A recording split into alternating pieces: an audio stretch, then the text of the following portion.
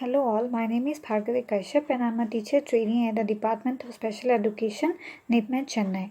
So today I am going to talk about how to teach a certain skill to a child with special needs. As we all know that a child with special needs feel a lot of difficulty in performing a single task when it is given as a whole.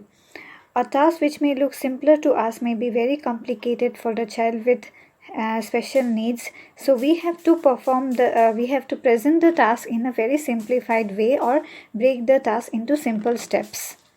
All tasks which look simpler for us might be complicated for a child with difficulty. Unless a task is broken down into simpler form leading to a target behavior, it is difficult for a person with disability to achieve a certain skill. So therefore, the process of dividing the single task into simpler steps is known as task analysis. So to present a task, first we have to do the breaking of the steps into smaller divisions. So now we are going to discuss about how to teach hand washing to a child with special needs. So hand washing steps, as we all know, are first is turn on the tape. The second is wet hands with water. Third step is apply soap or hand wash.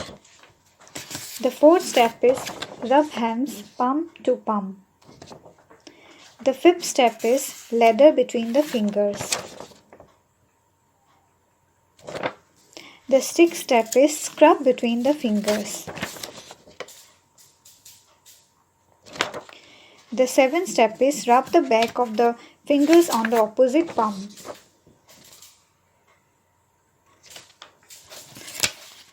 And the eighth step is clean the thumb. And the step 9 is wash fingernails and the fingertips. Step 10 is rub each wrist. Step 11 is rinse hand with water. Step 12 is turn off the tape. And step 13 is dry the hand with a towel. So these are the steps we have seen. So the task analysis is a teaching strategy which we will use to break down the complex tasks into simpler teaching components and arrange in a sequential order. So we have seen that these steps that we have shown are arranged in a form of a sequence or in a logical order, which will help the child to learn the steps better. So when the child will be achieving or mastering the first step, then we will be moving on to the next step. So it's a sequential instruction which is given by the teacher and is a tailor-made, which is based on the child's abilities or the skills that he already possesses. So now we are going to talk about the methods of the task analysis which we can use to teach this particular hand washing skill.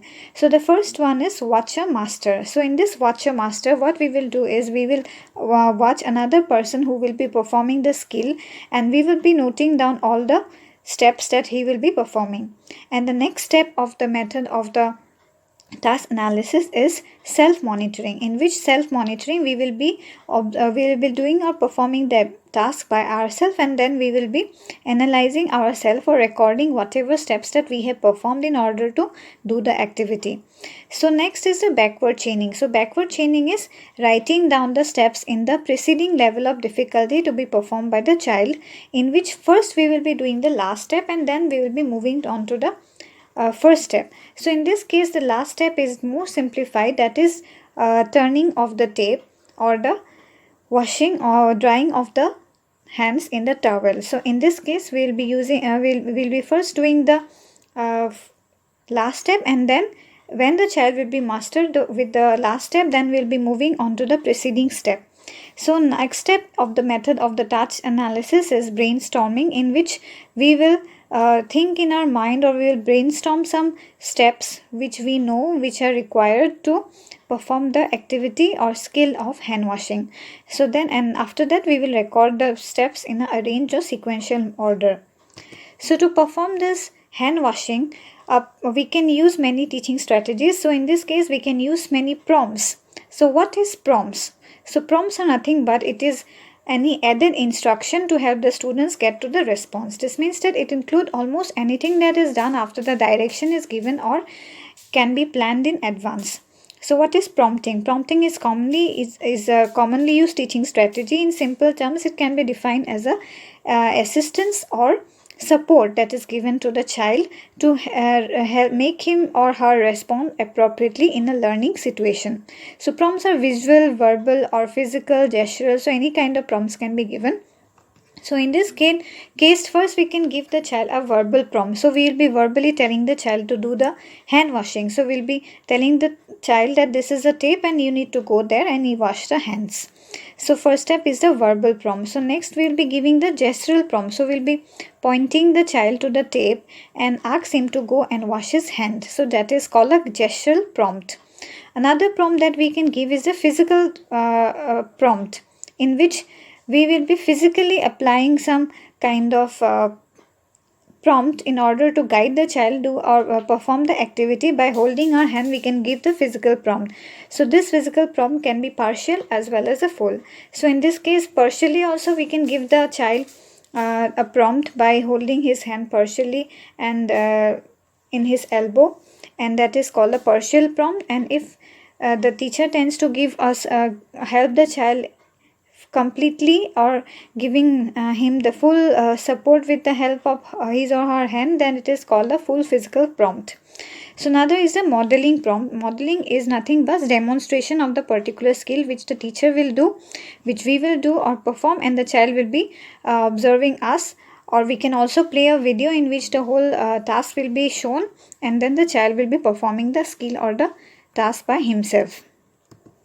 So next, another strategy that we can use is the chaining, which we have also seen, that is the forward chaining or the backward chaining. So chaining is based on the task analysis, in which individual steps are recognized as requirements for task mastery. So chaining breaks the task down into some small steps and then teaches each step in a sequence.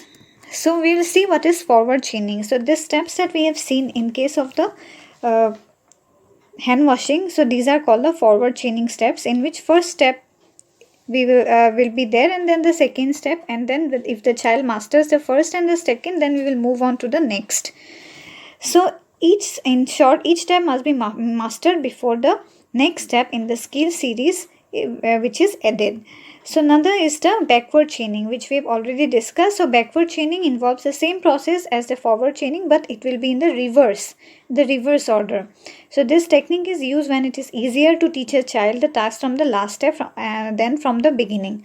So the teacher provides the child assistance throughout the process until the child has learned the last step. So here also the child will be encouraged to do the last step independently by his own, and then in the preceding step, the child will be given support of their teacher, and when he masters that step, then he will be moved on to the next step. So another chaining we can do with the child is the total task presentation. So here we'll be giving the whole demonstration of the total hand washing and then performing all the steps in a sequence till the entire steps are mastered, and that is called the total task presentation.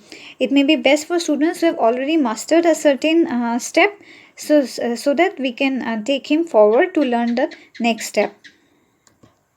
So another strategy that we can use is the modeling. So modeling will be a form of demonstration where the child will where the child will be given some demonstration on how to perform a certain skill. So in this case, the hand washing. So step by step, the teacher will demonstrate the steps, and the child will follow or learn by observing from the teacher the particular skills. So another teaching strategy in this case we can use is the fading. So fading is the prompt of guiding, is the prompt that we give to the child, and then we gradually remove it or fade it. So the physical prompt of guiding a child's hand may be followed by this sequence. So first, in this case, we can support the wrist.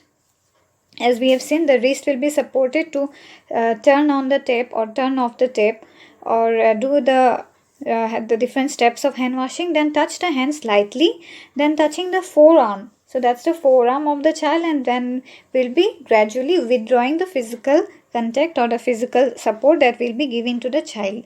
So that is called feeding. So the another thing that we can use to teach hand washing to the child is positive reinforcement. So reinforcement is defined as a presentation of a reward or pleasant stimulus in order to increase the likelihood of the occurrence of a particular response. So in this case the response is the hand washing. So in order to make the child do hand washing, so when he is able to master one step also, then we have to give him positive reinforcement so the child is motivated or to perform the skill better. So this is what I would like to convey through this video. Thank you so much for watching.